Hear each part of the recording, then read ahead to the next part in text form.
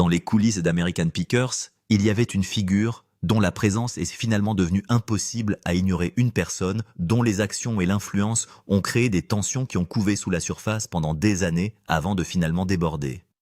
Alors que des millions de téléspectateurs regardaient chaque semaine l'alchimie entre Daniel Colby, Mike Wolfe et Frank Fritz. Très peu d'entre eux se rendaient compte à quel point la tension s'accumulait tranquillement, loin des caméras. Alors que le public se concentrait sur les retombées très visibles entre Frank et Mike Daniel et restait largement silencieuse, observant la situation se dérouler d'un point de vue que peu d'autres partageaient. Des années plus tard, après que tant de choses aient déjà été perdues, elle commencerait enfin à révéler des éléments d'une histoire que les fans avaient passé des années à essayer de comprendre. Au moment où l'amitié entre Frank Fritz et Mike Wolfe a semblé s'effondrer de manière irréparable, Internet a éclaté de spéculations. Ce qui semblait autrefois être l'un des partenariats les plus authentiques et les plus durables de la télé-réalité est soudain devenu fragile. Et les fans ont commencé à parcourir d'anciens épisodes à la recherche d'indices qu'ils auraient pu manquer. Chaque conversation, chaque pause gênante et chaque échange subtil a été réexaminé sous un angle complètement différent. Au milieu de tout ce bruit se tenait Daniel Colby, le troisième membre du trio, dont le silence ne faisait qu'approfondir le mystère entourant ce qui s'était réellement passé. Pendant des années, Daniel a choisi de ne pas s'impliquer publiquement dans le conflit. Alors que les gros titres se concentraient sur les interviews de Frank et les déclarations de Mike, elle a résisté à l'envie de choisir son camp devant le monde. Ce silence a souvent été mal compris, ce qui a amené de nombreux téléspectateurs à supposer qu'elle cachait quelque chose ou protégeait quelqu'un. En réalité, la situation était bien plus compliquée et le poids émotionnel de voir une amitié se détériorer en temps réel était quelque chose qu'elle portait en privé pendant très longtemps. Alors que les spéculations s'intensifiaient, les fans ont comblé le vide avec leurs propres théories. Les réseaux sociaux ont été inondés de débats sur la loyauté, la trahison et ce qui aurait pu se passer lorsque les caméras ont cessé de tourner. Certains ont blâmé Mike, d'autres l'ont défendu, et beaucoup s'inquiètent des luttes de plus en plus visibles de Frank. Malgré tout, Daniel est restée prudente dans ses propos, sachant que la vérité ne pourrait jamais être pleinement expliquée à travers quelques gros titres ou rumeurs sur Internet. Ce n'est qu'après le décès de Frank que Daniel a commencé à parler plus ouvertement des années qui ont précédé l'effondrement. Elle n'a pas formulé d'accusations dramatiques ni de révélations sensationnelles. Au lieu de cela, elle a décrit quelque chose de bien plus douloureux, une transformation progressive qui s'est déroulée au fil du temps. Selon Daniel, ce que les téléspectateurs voyaient à la télévision ne représentait qu'une petite fraction de ce qui se passait à huis clos, où les pressions, les luttes personnelles et la distance émotionnelle refaçonnaient lentement des relations qui semblaient autrefois incassables. Elle a expliqué qu'il n'y a jamais eu un seul moment explosif qui ait tout détruit soudainement. Au lieu de cela, la confiance a semblé s'éroder petit à petit, presque inaperçue au début. De petits malentendus sont devenus de plus gros problèmes. La communication est devenue plus difficile. La proximité qui définissait autrefois leur amitié a lentement cédé la place à la distance, à la frustration et à la douleur non résolue qui persistait sous la surface. Ce qui a rendu les réflexions de Daniel si déchirantes, c'est son aveu qu'elle a vu quelqu'un qui lui tenait profondément à cœur changer d'une manière qu'elle ne pouvait pas arrêter. Elle a décrit l'expérience comme douloureuse, non pas à cause d'une dispute ou d'un désaccord, mais parce qu'elle a vu des relations qui ressemblaient autrefois à une famille perdre progressivement les fondements qui les unissaient. Le processus était suffisamment lent pour que personne ne comprenne pleinement ce qui se passait jusqu'à ce que les dégâts soient déjà devenus irréversibles.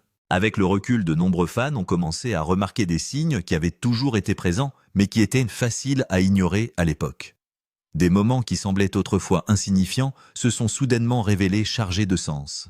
Les conversations qui semblaient inoffensives portaient désormais un contexte émotionnel totalement différent. Plus les gens revisitaient des épisodes plus anciens, plus ils réalisaient que les fissures auraient pu être visibles bien avant que quiconque ne réalise à quel point elles étaient réellement sérieuses. Bien avant qu'American Pickers ne devienne un phénomène national, Mike Wolfe et Daniel Colby avaient déjà construit une amitié ancrée dans des intérêts communs et un respect mutuel. Leur première rencontre a eu lieu dans l'Iowa, lors de ce qui semblait être une journée ordinaire dans un vide-grenier.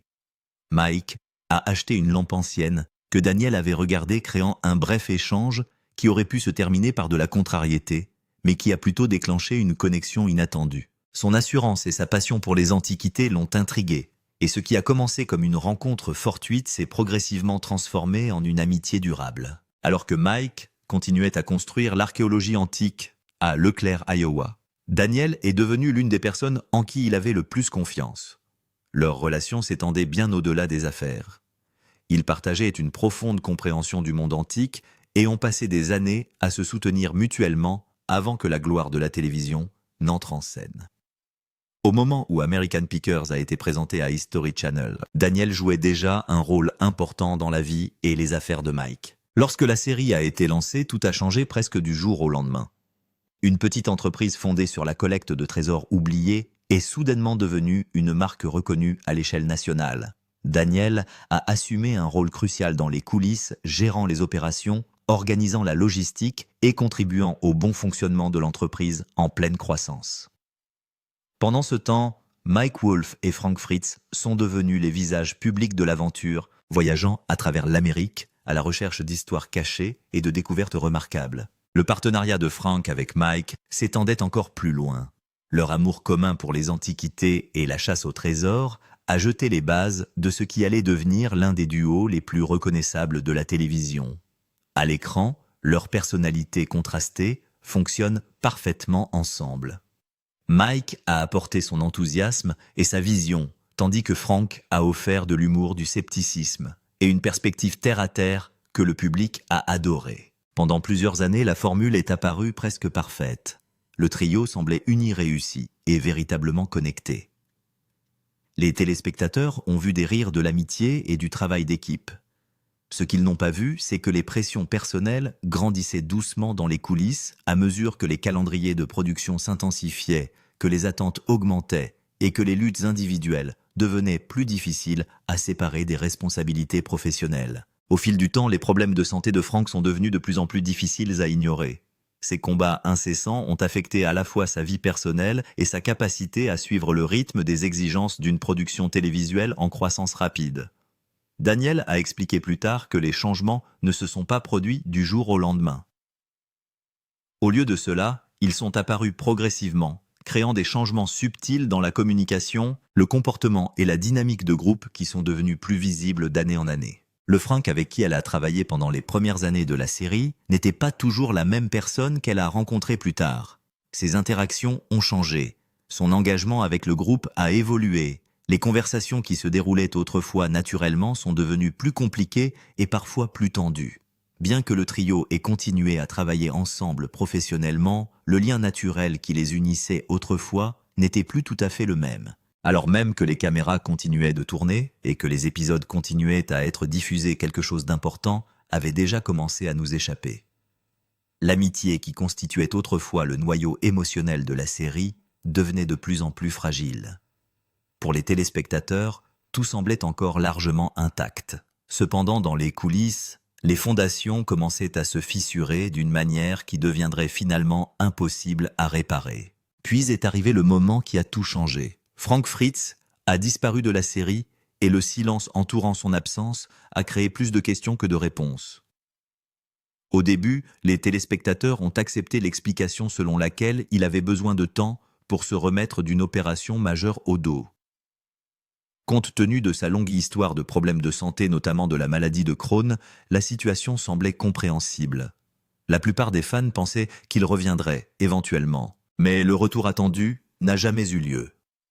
Saison après saison, Frank restait absent. Le spectacle s'est adapté tranquillement. Mike a continué à voyager et a filmé souvent rejoint par son frère Robbie Wolfe, qui est progressivement devenu une présence plus visible.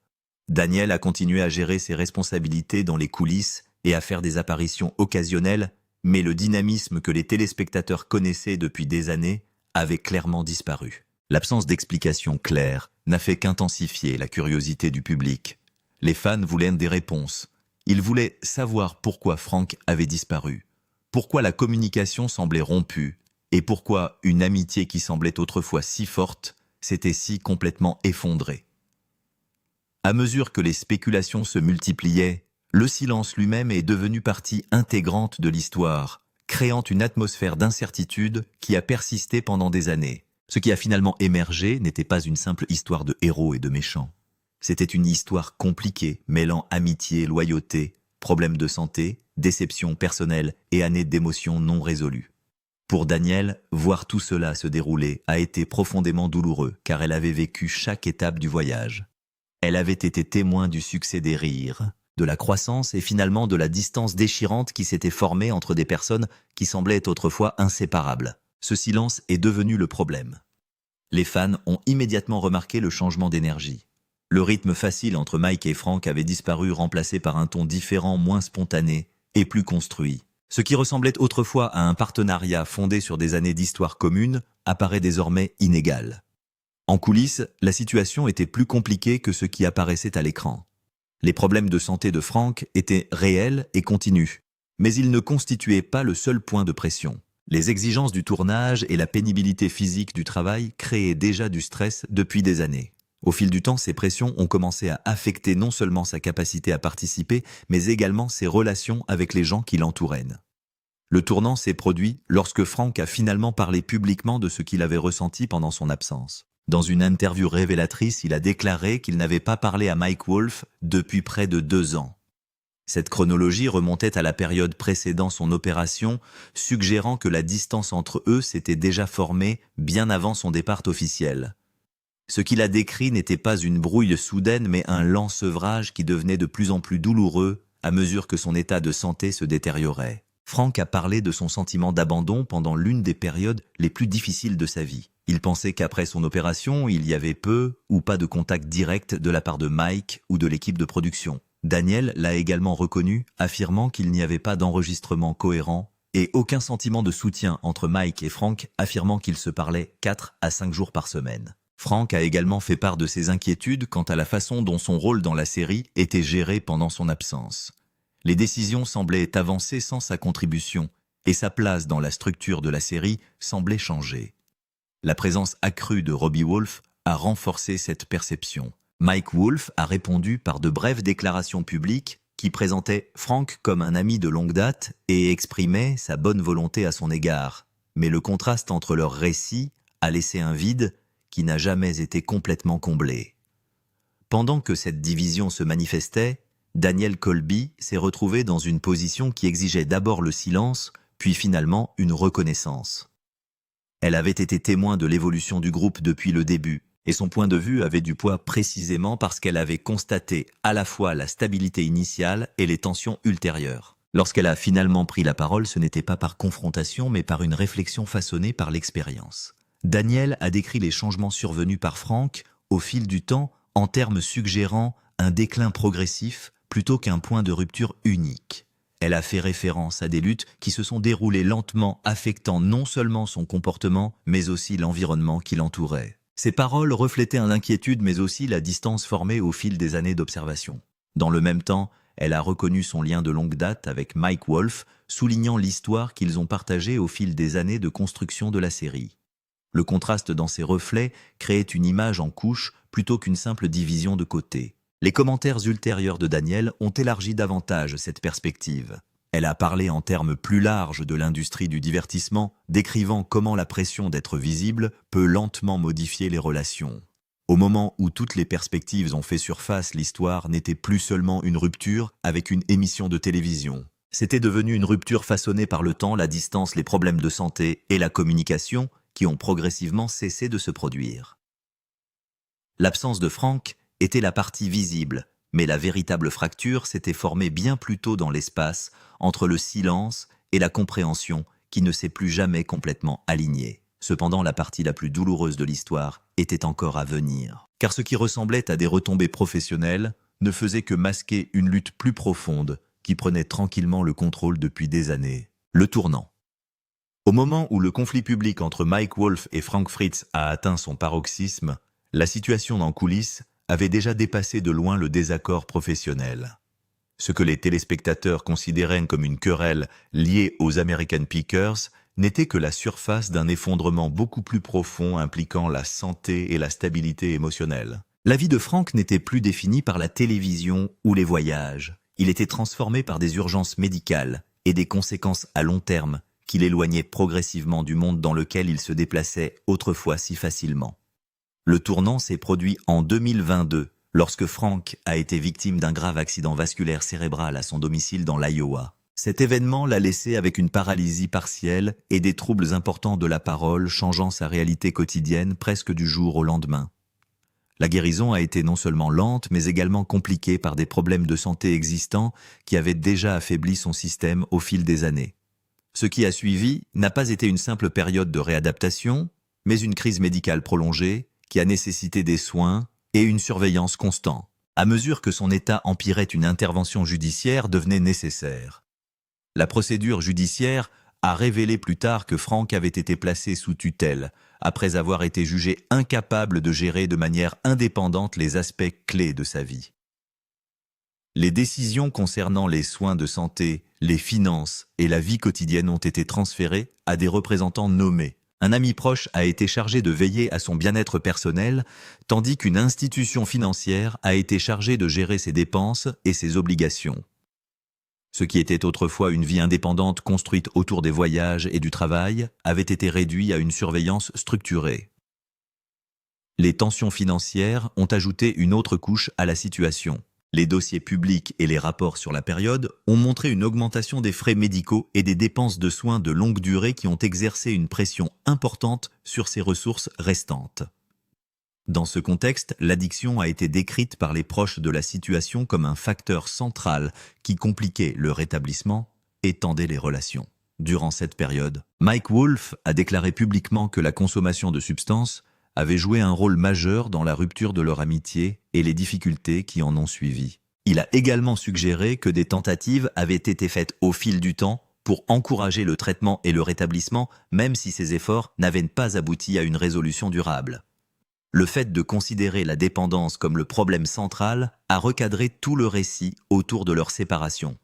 Ce qui était autrefois considéré principalement comme une rupture professionnelle ou un désaccord créatif portait désormais le poids d'une lutte personnelle à long terme. Malgré le conflit et la distance, certains moments suggéraient que Frank était conscient de ce qui avait été perdu.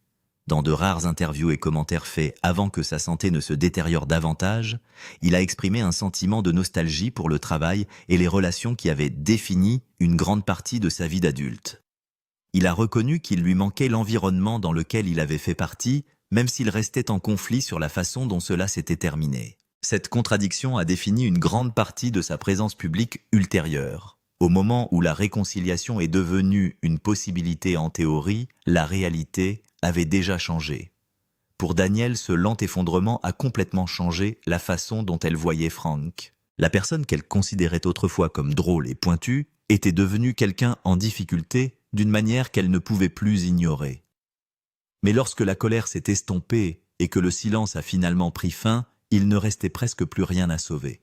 Ce que personne ne pouvait défaire. À la mort de Frank Fritz en 2024, la réaction fut immédiate, mais loin d'être simple. Des années de tensions publiques, de spéculation et de relations brisées se sont soudainement transformées en quelque chose de plus que choquant.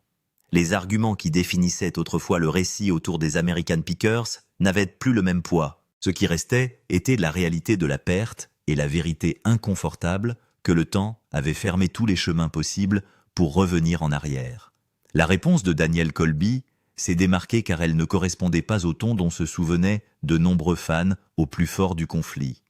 Au cours des années précédentes, ses commentaires reflétaient de la frustration et l'inquiétude façonnée par le fait d'observer les luttes de Frank se dérouler à distance. Mais après sa mort, son langage a complètement changé. Elle l'a évoqué avec chaleur, le décrivant comme quelqu'un qui apportait de l'énergie dans chaque espace dans lequel il entrait. « J'ai le plus aimé le temps passé avec Frank avant qu'il ne tombe malade de dépendance. Après, ça a été difficile, c'était très difficile. Mais j'ai aussi adoré passer du temps avec lui, a-t-elle déclaré. Son hommage se concentrait moins sur le récit public que sur la personne qu'elle connaissait en privé depuis des années. Elle se souvenait de son humour, de son ouverture d'esprit et de sa tendance à utiliser le rire pour apaiser les tensions dans des environnements souvent sous pression.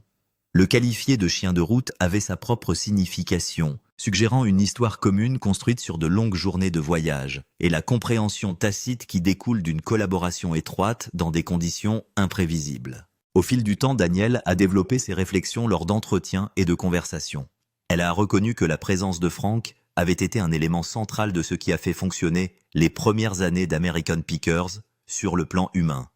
L'alchimie que les téléspectateurs ont vue à l'écran, selon elle, provenait d'années d'expériences partagées et de familiarité qui se sont développées naturellement entre des personnes qui passaient plus de temps ensemble sur la route que partout ailleurs. Sans aborder directement le conflit antérieur avec Mike Wolfe, ses commentaires reconnaissaient que la dynamique avait changé de façon permanente une fois que Frank ne faisait plus partie de la série.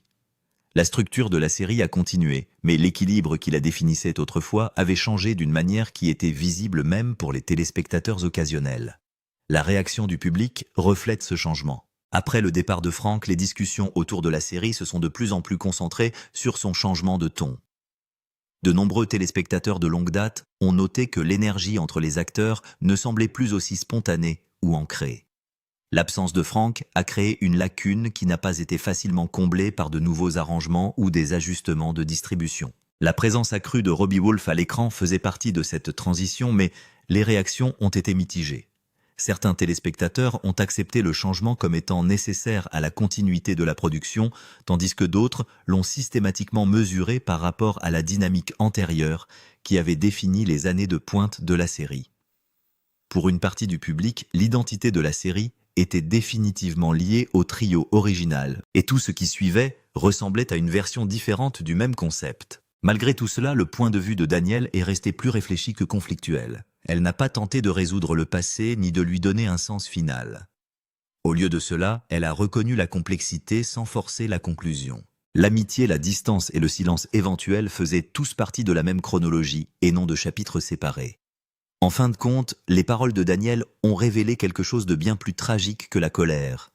Derrière les retombées publiques, les interviews et les années de silence, se cachait le chagrin de savoir que Frank était parti.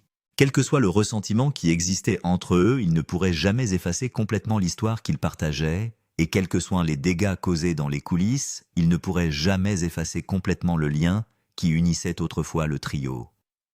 Frank n'était pas seulement un ancien costard de Danielle. Il a fait partie d'un chapitre de sa vie qui a contribué à façonner tout ce qu'American Pickers est devenu. Lorsque ce chapitre s'est finalement terminé, il ne s'est pas terminé sur une note de clôture ou de réconciliation. Cela s'est terminé par le regret et la douloureuse prise de conscience que parfois les gens ne s'effondrent pas d'un seul coup. Parfois, ils disparaissent petit à petit jusqu'à ce qu'il ne reste plus que le souvenir de qui ils étaient. Pensez-vous que la chute du trio American Pickers aurait pu être évitée ? Frank a-t-il été incompris ou a-t-il lui-même repoussé tout le monde? Partagez vos réflexions avec nous dans la section commentaires. N'oubliez pas d'aimer, de partager et de vous abonner pour en savoir plus. Cliquez également sur la vidéo suivante qui s'affiche sur votre écran. Vous l'apprécierez.